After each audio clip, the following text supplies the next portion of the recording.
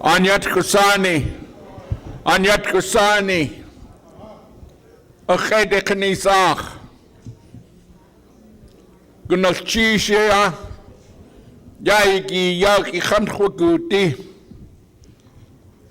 Yaka, Statleo, Udowasak, Tlingit Kainach,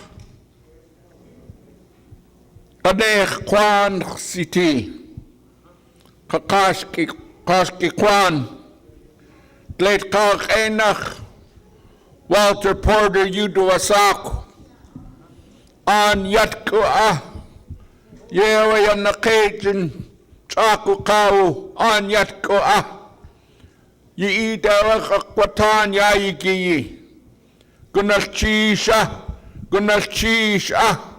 Choya Juan, Yayitli Kuhas, Yisani Has, Yaghat Wugudi Yahwanakati, Yitu Wuklatsin.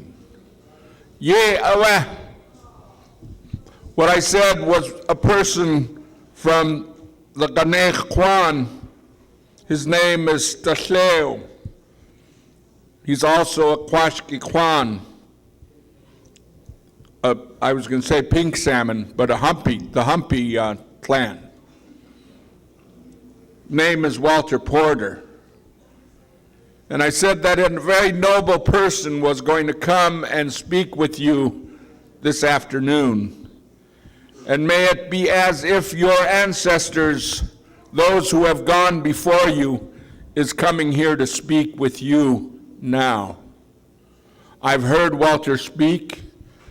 I've enjoyed what he shared with the people, not just with the Tlingit people, but a lot of people. And we're really, really privileged to be able to hear him this afternoon. And so it's for our encouragement, not so that we would be encouraged, but all of us, not so that the speaker would be encouraged, but that all of us would be encouraged by the words he's going to speak. I had fun with him when I was a little boy. Now I'm not too little, but we're still having fun together. And I'm really, really grateful to be able to introduce my tall brother, Walter Porter. Gunalchish.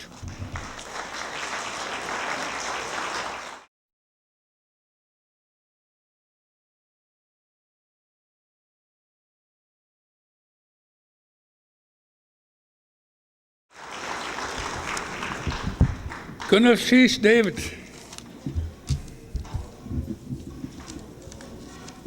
When we grew up in Haines together, we were very crazy people. And I'm running into some of my old friends, and I'm just delighted. How about it, everybody? Say, hello, Statleo. Isn't that something? Everybody's speaking Tlingit already. Just like that. So anyway, I created a company. I'm going to tell you a little bit about it. It's called Tlingi-Mo. And the reason why my wife and I call it Tlingi-Mo is because I'm Tlingit and she's Eskimo. So if you want to try to steal that word, give it up. You're not going to get it. But anyway, we have a lot of fun of it, and some of us are Filipino Tlingit, and we come up with things like, what is it, David, we saw? Tlinkapino, that's right. And so we're always having fun with those kind of things. Just briefly, I only got about 20 minutes, I've been told, and that's the story of my life, being invited to conferences. This much time when they say come, then it goes down, down, down, down. Now it's down here. So I'm going to make my comments as brief as possible. First off, I'm going to be presenting Sunday, and I'm going to be showing the box of daylight tape that Sea Alaska, Klukwan Heritage, the Alaska Humanities Forum, the State Museum, they all put that together, and I got some people here. David Hunsinger's here is the writer to that, and Jim, what's your last name, Jim? Simard was involved in that production, and that production was put together in a spur of the moment But what I'm going to do Sunday is I'm going to show you that video, and then I'm going to show you how you understand how to break down the symbols in that video and get the message out of it. It's an amazing process. Our elders, long time ago, when they would hear truth, they would create these stories around these truths, and they did it specifically. So today, when we're traveling this world, this wilderness that I call it, called Western civilization, it is the new wilderness. Remember when our elders used to, we had some of the speakers talk about it, how they taught us how to do this and do that. There were many dangers out in the wilderness. We had to learn about the tides. Up where I'm at now in Katzeek, you have to learn about ice and the dangers of ice. That's the wilderness that we knew once about. But there's a new wilderness, and it's called Western civilization. So how do we get along in these civilizations now? How do we help our people cope with all the dangers and all the pitfalls that we're experiencing now? We turn back to our elders, and the way we do that is we interpret the mythologies that they took care of all these years. Now, some of you are old enough, you listened to those mythologies when you were children. And if you notice, the elders were very careful. The oldest one who would be telling it would make sure before they passed away that the next ones would tell it correctly. So for thousands of years, these mythologies came down to us. In the last 50 years, what have we done? We've stopped telling them. How many people saw The Power of Myth by Joseph Campbell? If you saw it, I'm going to tell you something that Joseph Campbell said that's really interesting. Now, how about myth? It means what? When I tell you a myth or say, that's a myth, what am I really saying? Not true, untrue. Our mythologies were looked at and they thought, hey, that's not true. You know why they thought that? Because they tried to interpret the mythologies literally. And we can't interpret mythologies literally, we have to interpret them symbolically. And we'll get into that Sunday more specifically. Anyway, I was going to tell you how Joseph Campbell put that. This is a real interesting thing. As the Western culture moved over the world, we were undoing, we were undoing cultures everywhere we went. But the one thing that they didn't recognize was our stories. If they could have destroyed our stories, we probably wouldn't be having this conference here today. Because they didn't undo anything, our stories stood intact. And you go back into books in the 18th and the 19th and 20th century, and you'll see all these stories everywhere from all over the world. Yesterday we had a young lady, Mark is her name? Lillian Mark, is that her name? That one of the presenters up here? She was handing out these discs, am I correct? Or Vivian Mark, Lillian? Vivian Mark, okay.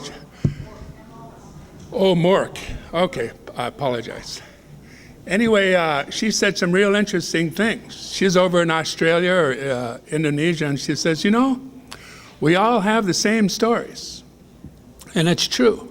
You can find the same stories all over the world. Raven released the stars, moon, and the sun into the sky. Down in the southwest, who released the stars, moon, and the sun into the sky? Coyote, that's absolutely right. How about the Polynesian Islands? Who was that? Maui, that's right. And if you go into Australia, into Africa, you'll see all our stories are the same. And I got more good news. All the Old Testament stories, not all of them, but many of them are mythologies, and they're the same as ours. And I'm going to go through a list of those. Woman marrying the bear story, commonly found in the interior. It's the Adam and Eve story. Does anybody know what the Norwegians call it? Called the Polar Bear King. And you can actually go to the video store and buy or rent the Polar Bear King, and you'll see the Norwegian version of the Adam and Eve story. Now, just a little quickie here. Do we have apples up here? No. What do we have? We got blueberries. So the apple's not in our story, it's blueberries that are in our story. So how about this? When Eve gave Adam the apple, and God come on the scene after he took a bite, and he says, Adam, what have you done? What did Adam say? Eve made me do it. It's not my fault. Eve made me do it. In the woman marrying the bear story, the people stop off the trail and pick these blueberries, and the woman looks up. Everybody's gone. So she hurries back up on the trail, and she's running on the trail and slips in bear dung, falls down. What does she do?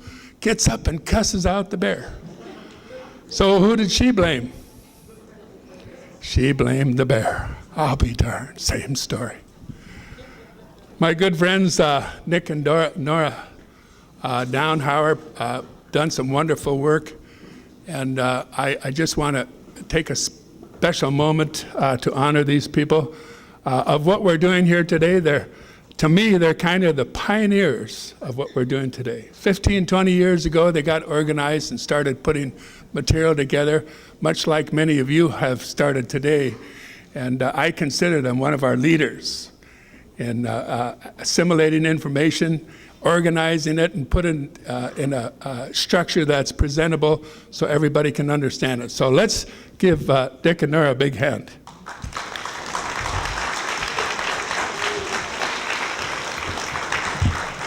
I've wanted to do that for many years. The other thing, that we have some remnants besides the specific works that all of you are doing. How many of you read their works where Jessie Dalton compares her love for an individual in a potlatch to the making of driftwood? I highly recommend it. Hugging is relatively new. Do you know how we hugged in the old days? We hugged with words. Our words were so powerful that was the way we hugged. We didn't have to go up and grab each other. And I strongly recommend you read that portion of the story, and you'll see how powerful the words can hug. My sister and my Aunt Nellie, and I call her Uncle because they're always bossing me around. And I don't see them here today, but she told me when she was a little girl, and they would listen to elders tell these stories for days and days and days, and then afterwards they'd sit and talk and drink coffee, and they'd say, I wonder why we're telling these stories. What do these stories mean? So even our elders went in and out of understanding these stories. Now I want to give you some hints about what we're dealing with. The Box of Daylight video, or Big Box of Daylight story, which is all over the world, is really the New Testament story. It's amazing. And Joseph Campbell says the Virgin Mary concept was around long before Jesus was around. And that amazed me. I'm a real fan of his, but he said it'd been around a long time. And one of the things the Box of Daylight does, and I'll give you some more names for it that you're probably familiar with. One of the names is Raven Steals the Light, and the other common name is Origin of Light. And we go up into Eskimo country, you'll see Robert Cleveland's version of it in the book called The Black River People. And instead of the needle drifting down the stream, Raven, and the maiden drinking the needle, it's a down feather up there. But when you read the story, you know it's the same story. Anyway, the Box of Daylight has helped me considerably. I understand the Bible more now, and the Bible helps me understand our culture more. You know what Aston Hammond used to say? Donawak? A tourist come up to him one day and said, Austin, tell us about your culture. And he goes, okay. He said, read the Bible. And when we start to understand these mythologies, we'll see that it's all the same material. But the specific things in Scripture help us understand mythologies and vice versa. And the other story that's one of my favorite is the lazy boy, strong man story. And it was a mystery to me a long time, but let me show you how we finally figured it out. If I'm the lazy person, and somebody is meditating right behind me, what do we have in common? Does it look like we're doing something or nothing? We're actually doing nothing. So this story really is about meditation. Jesus says, go to the closet and pray. What's different about the closet than the living room in terms of noise? It's quiet there. So it really is about meditation. Then Jesus says, look at the lily. It neither spins nor toils. Why does he say that? Because we're spinning and toiling all the time. Now, if you follow Clarissa around, when she's doing all that beautiful fancy work, do you think her mind is spinning and toil? No, it's not. All the gifted ones like Clarissa, they're born with the gift of having a mind that doesn't spin all the time like you and me. That's why I'm not the musician creating this. That's why I'm not the artist creating that, because my mind is spinning all the time. So again, he says, listen, look at the lily. It neither spins nor toils. Amazing stuff. How about the cannibal story? I like to ask my students when I'm talking about this, when Columbus came to the West Indies, what kind of prison systems did he find? None. When they come up here to Tlingit country, what kind of prison systems did they find? None.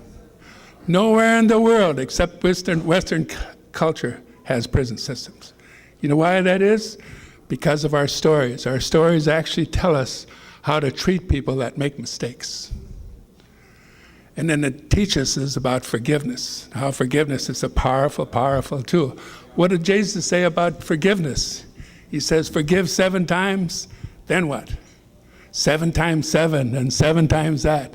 Forgive, forgive, forgive. And that's the door, the gateway, the opening to the spirit world. When we learn how to forgive, our minds start to slow down because we're not preoccupied with judgment about others. Amazing stuff. Killer whale story starts out, a man is beating his wife, and his brother-in-laws, as you know, we don't take kindly to people who are beating their women. So, out of revenge though, the brothers-in-laws invite him to go sea lion hunting. They take him out on the rock and they say to him, get on the rock, kill the sea lion, then we'll come pick you up. Guess what? They left, never came back.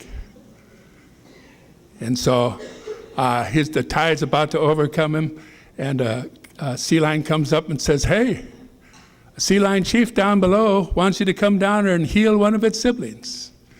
And so he says, okay, I'll do that. And he goes into the other world. Is the sea lion world our world? No, it's not our world. It goes into the other world. And the chief says, if you heal my sibling, I'll give you a special power. I'll give you creative powers. And the man agrees, and he heals the sibling. And guess what? With those creative powers, he carves the killer whales. And after he finishes, he says to the killer whales, go kill my brother-in-laws. So what do? They go kill the brother-in-laws. And then when it happens, he realizes that that was a terrible mistake. And he says to the killer whales, that was a mistake that I made. From now on, you'll never kill man again. Do killer whales kill people today? No, isn't that strange? The most powerful creatures in the ocean, and they don't kill human beings.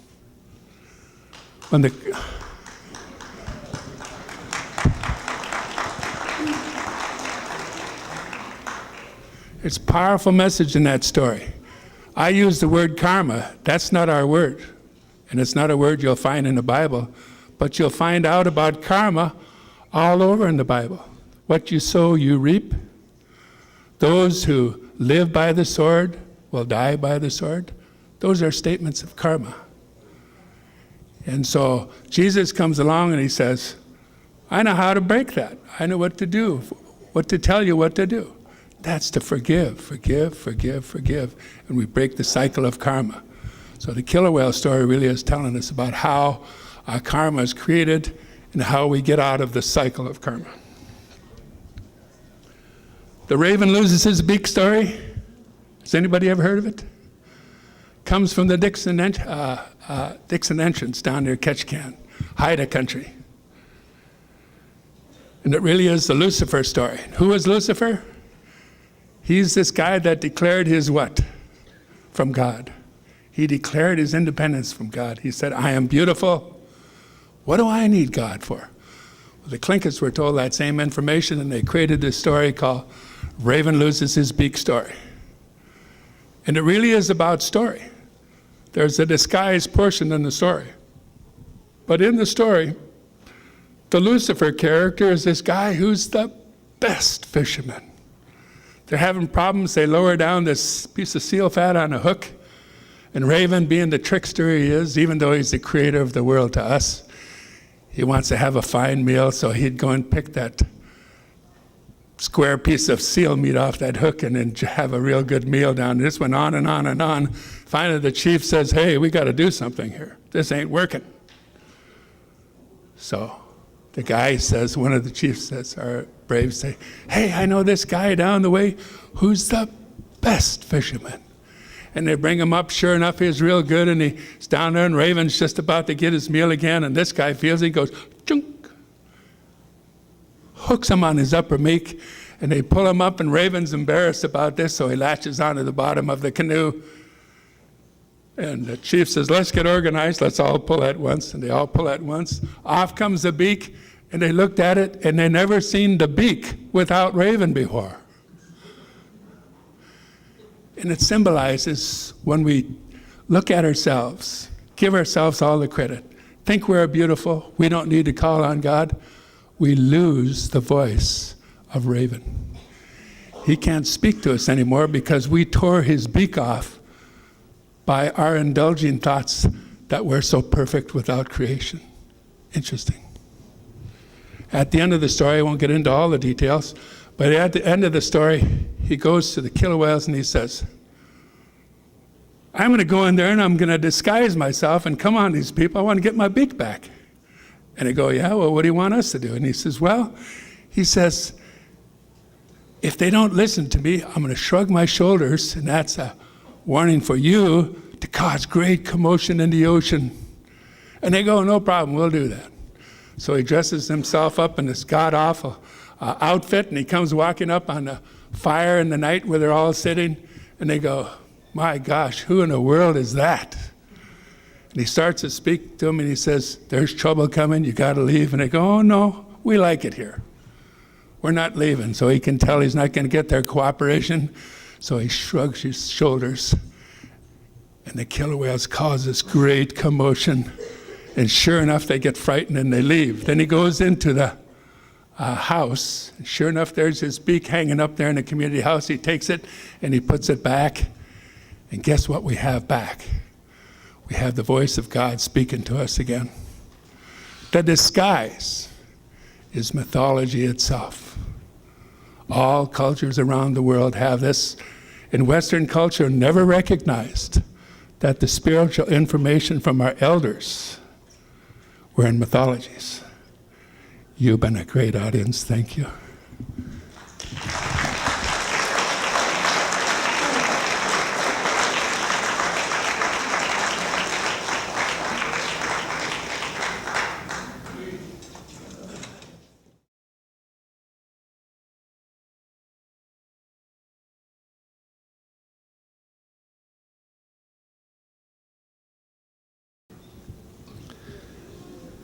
I wanted to have Adelaide and Harold stand and sit with us, because I thought it was important that they be acknowledged prominently as we recognize a father and a husband to whom they loved so much. I don't want them to speak. I don't want them to have to do anything. There's no pressure. But we just wanted to have them sit along with John, his grandson, to simply be appreciated while we acknowledge someone that was very close to them, very dear to them, someone whom they loved, not only loved very much, but they also shared with the entire Native community. Mark Jacobs Jr. often said in a wide variety of venues particularly with the Alaska Native Brotherhood, that when the tide is out, the table is set for Alaska Native people, especially us here in Southeast. But anybody Indigenous who lives along the shoreline. Many of you, I'm sure, recall hearing him say that. Oftentimes, when we were fighting for veterans' rights, when we were fighting for subsistence rights, when we were fighting for what is Alaska Native sovereignty, Mark Jacobs Jr. was not only there, but he spoke out. He refused to give up his values while understanding the intricacies and the detail of going to Washington, D.C., or if it was the Juneau legislature. He brought forward his values, his culture, and his identity. And he never gave up, and he never relinquished those values while at the same time being a person who is a representative of our Alaska Native Brotherhood into those complicated and very different societies. That's a hard thing to do. When you go to Juneau, when you go to Washington, D.C., I think it's a challenge not to get swept up into their cultures. It's a challenge because they challenge you. They want you to give up a little more on subsistence. They want you to give up a little bit more on sovereignty. They want you to give a little bit more up on what would be, say, Alaska Native veterans' rights. We don't need to serve you as much now that you're not serving in the military. We don't need you to have as many benefits. Bertha Karras, would you come forward too, please? We wanted to honor Bertha Karras as well because, as you know, was a sister to Mark Jacobs Jr.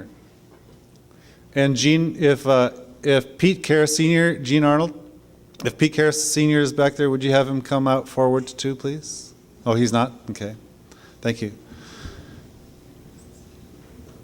A person such as Mark Jacobs Jr., for those of you who don't know, we feel is very appropriate to recognize during the Clan Conference. And I'm thankful for people like Steve Hendrickson and for Sergey Khan, who were the primary people who had this idea of getting a grant for the conference, as well as dedicating this to Mark Jacobs Jr., because he really is a generation of people that represents what we feel need to be handed and delivered to not only the generation younger than him, but in future generations. And this opportunity provides us time to reflect for just even a few minutes of your time on what we feel is important of an important person.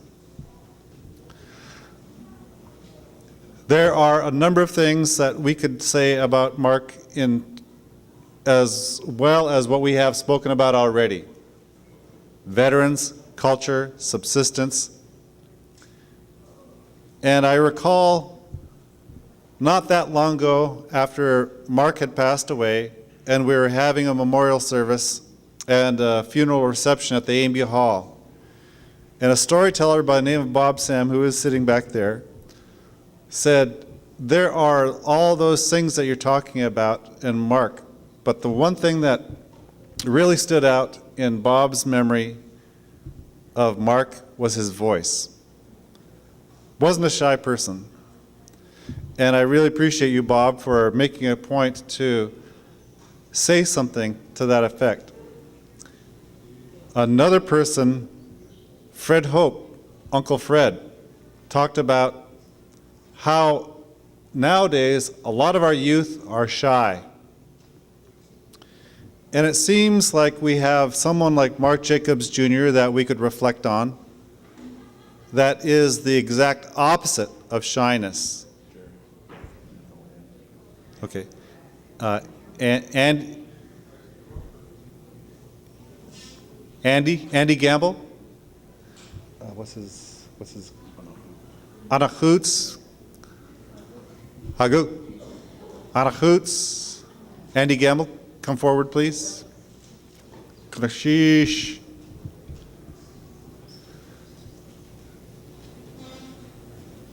And so I just wanted to make sure to take this moment to say, Gnachish, Mark. But thank you also, Adelaide, for sharing, allowing us to have as much time as we have had with your husband. Without the support at home, we know that we would not have been able to benefit from all the work that Mark did. Harold Jacobs, Gnachish, for being a person who stood strong with your dad. It is by your living example, not just words, but by your living example that shows us, that demonstrates to us in real terms, family values. What that means to us in terms of Tlingit people. You're standing by him, your knowledge, your reinforcement of each other, working as a team, what is important to us in culture. Anytime there was a memorial service, a very clear, open, dedicated, family-valued people, we just thank you very much. Bertha, thank you for sharing your brother. Thank you for standing with him. Thank you for doing the work that you do in Tlingit and Haida, A&B-A&S. Again, that is with support. And your husband, Pete Sr., who is a recent recipient of the Andrew Hope Kugena Award for the Sitka Camp #1. Gunachish for your dedication and support for your brother-in-law. John, I know that you're a grandson that really loved your grandfather. And thank you for being there with him, supporting him, and being there at all times. Andy Gamble, I know that you are a strong person who loved Mark very strongly. And you were there many times during memorial services, and he was there in response. The Angoon connection is critically important. And you represent not only a person who lives there, but also is a strong person of an important name now of Anachoots, the Kagwantan. Gudakshish, Gudakshish, Gudakshish. I wanted to call Martin Strand forward. Martin, the illustrious Martin Strand, is a person who adds a lot of color and also reflects, I think, in his own words, accurately, different functions, different people. And today, he's written a poem about Mark Jacobs Jr. Please help me with a warm welcome for Martin Strand.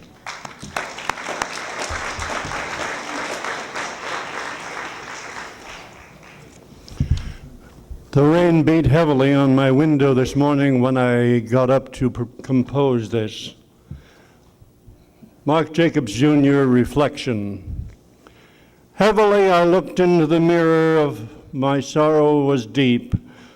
I put on my best suit with a black raven sheen, the Louis Menard silver medallion eagle sparkled widely. The half hour I spent shining my shoes flashed by. My Louis Shotridge musical attitude came easily. What would Ralph Young do to make a difference? My ancestors' thoughts mingled in my mind for many long moments. My neighbor, mentor Mark Jacobs Jr. has moved on, and I swallowed hard. They are depending on me to say something today. I will speak because I love them as my own. We had no cars in those days, so we marched from the cottages. My mother Lila is here making sure my hair is just right. Grandma Elsie seriously considers the clam chowder she's making. Grandpa Ralph puts his hand on my shoulder to steady me. My dad, John, nods with the tip of the hat for his approval. Sister Sophia ponders a complex musical score for the coming funeral. As I said, we had no car in the family, so we marched from the cottages. John Newell was getting on, but no one doubted his quick step. He would lead us on this sad day as he has done many times before. Heading to the hall, we were joined by the Sheldon Jackson people. The southeast wind picked up, fluffing the ladies' hats. Paul Liberty shakes my hand, and I saw the sadness in his eyes. Susie James comes in with Scotty, heading for the kitchen. Men in dark suits and ties, near women so neatly dressed. Mark is brought in by 6 men slowly and with dignity. Andrew Wanamaker, with his hat and kugana, faces the coffin. Dressed in blue and white, the ANS comes in with somber steps. Andrew Hope comes forward and speaks a respectful eulogy. He recalls in detail all of Mark's accomplishments of his lifetime. When the call for membership is given, many come forward. Walter Soboloff gives a deeply moving prayer with such tribal beauty. In life, Mark was not afraid to express his love for his people. He always spoke with roses of his wife and did so for many years. Their love spanned decades with family and friends. He led us in cultural ways and promoted good living always. He is remembered for his total strength in expressing himself. It is with tears of joy our eyes moisten and with a smile for Mark. Remembrance today has not diminished, but has grown because of him. We gather in hope for having known him for so many years. My personal praise is for this man, this friend, this mentor. Mark Jacobs Jr.'s life echoes vibrantly today in our minds.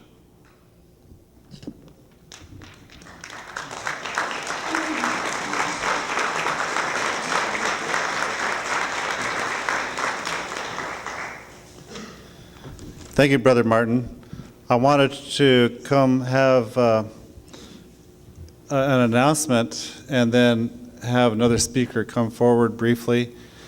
The Ku'ik for Brother Mark is going to be September 1st and 2nd here in Sitka. And Harold, are you the contact? Okay, Bertha and Harold both. So, and I think that's on the memorial calendar that you have for Tlingit and Eskimo Central Council.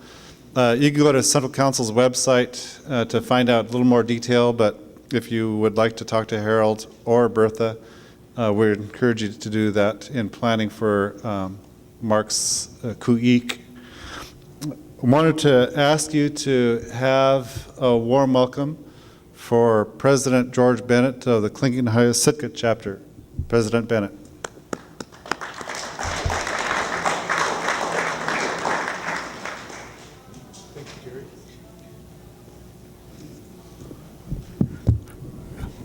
Thank you, President Gerry.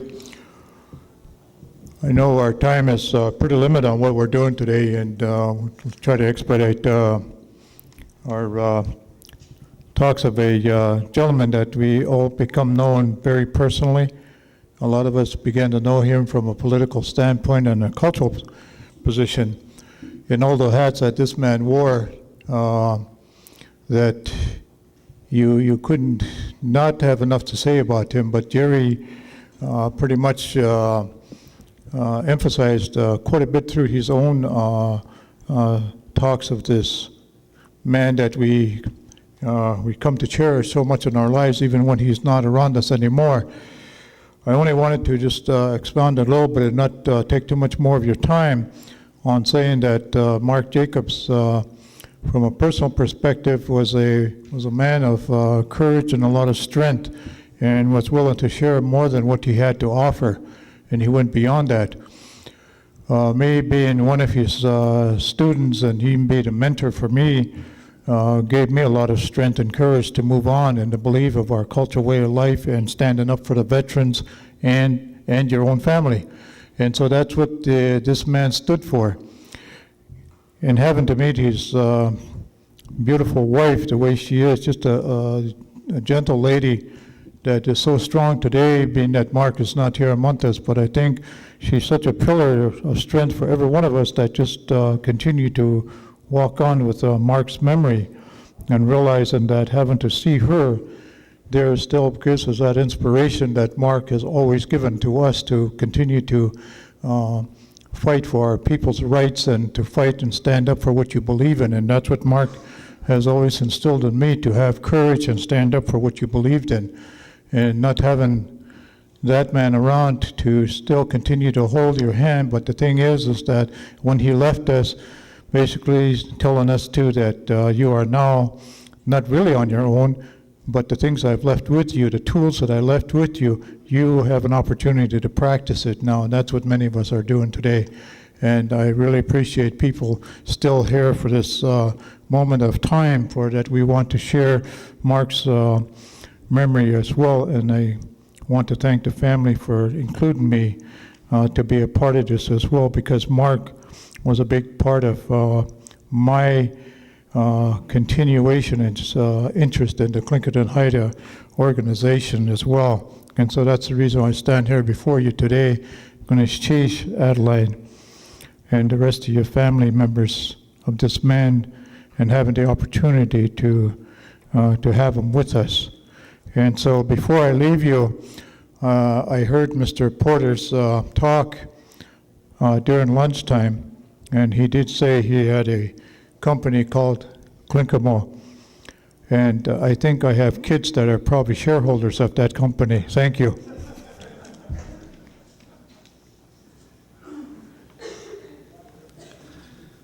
Thank you, President Bennett.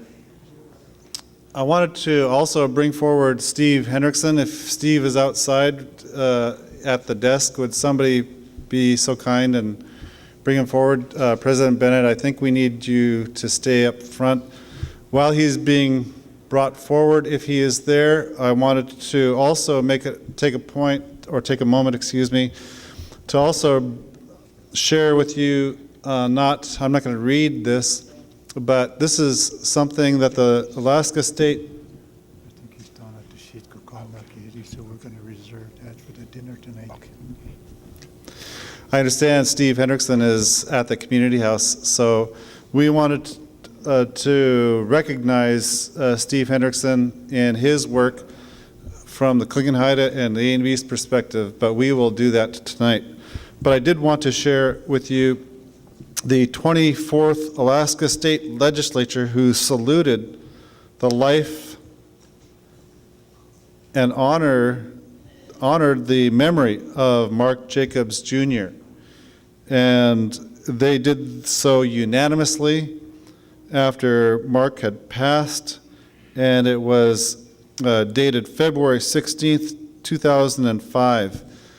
I would like to thank my sister, Kathy Hope Erickson, who at that time worked for Peggy Wilson in the legislature, who worked with, I believe, the family of Mark to summarize the information.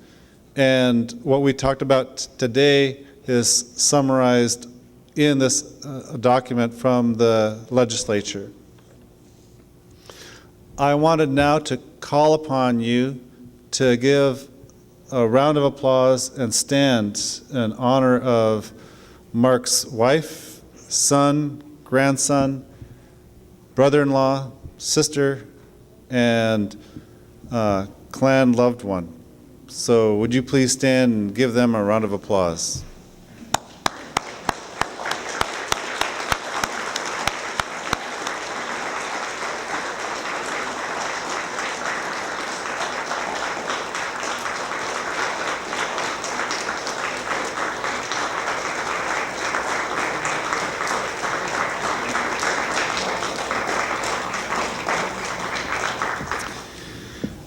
And that concludes this portion of the program. I know we're going to get back into the clan conference.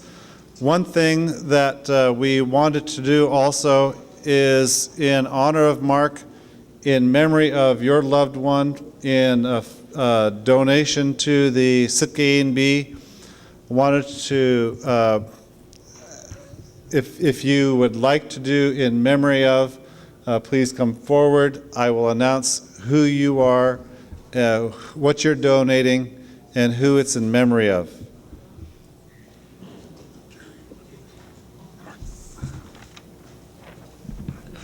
Just want to say thank you for the family. My dad did travel quite a bit over the years, and sometimes my mom would take him to the airport, pick him up, go home, get a change of clothes, and take him back. And one time he told my mom, "You're always taking me to the airport." And she said, "You keep coming back." About a month after he died, she said, "Oh, you can come back now." But we do miss him, but we have good memories, and we thank you for remembering him during this conference and all the kind words you've said about him and everything you've done in keeping his memory alive. Gnachchish.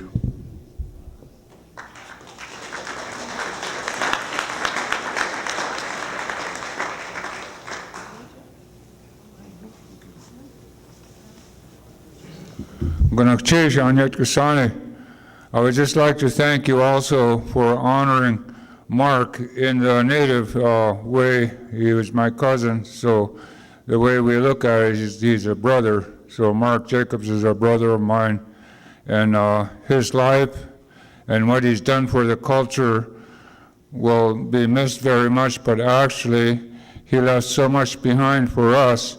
He'll always be here. So I would like to thank you for honoring him as you have today. Sheesh.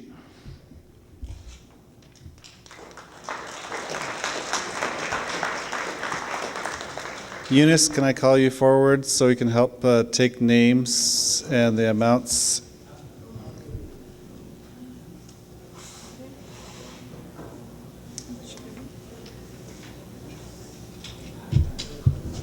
That's not age. No, with all the snow, I can't help but think of Mark every day. When he'd get up in the morning and look out and see that lots of snow. But he'd be out there and clean the steps. I didn't have to say, "Would you?" or anything. But you know, he didn't stop there. He went over to the neighbors and shoveled their stairs and just cleaned off their car, cleaned off their porch. When there was problems with water lines and way down in deeper than you are, you know, we stand, and the neighbor wasn't that well or strong, and Mark would be down there after 8 hours of hard work out in the rough weather, and he'd work on that and get it fixed for the neighbor. But it wasn't, "Look what I did," or anything. It was just part of the scripture came to mind where it says to love thy neighbor as thyself. And Mark always did that. Didn't look for big thank yous and whatnot. And when Mark traveled, and he worked in construction many years. When he traveled, the time that he could have been working, every hour would go was credited towards retirement. But he never complained and says, "I'm losing this much or losing that much." He looked forward to going to where he had to meet and help take care of the problems. But I'm just so mindful of him being out there shoveling snow, because sometimes I'm doing that and scraping the snow. This little young one does the shoveling. But I've been so mindful of him because the snow don't quit, but Mark didn't quit either. Thank you for remembering him, honoring him.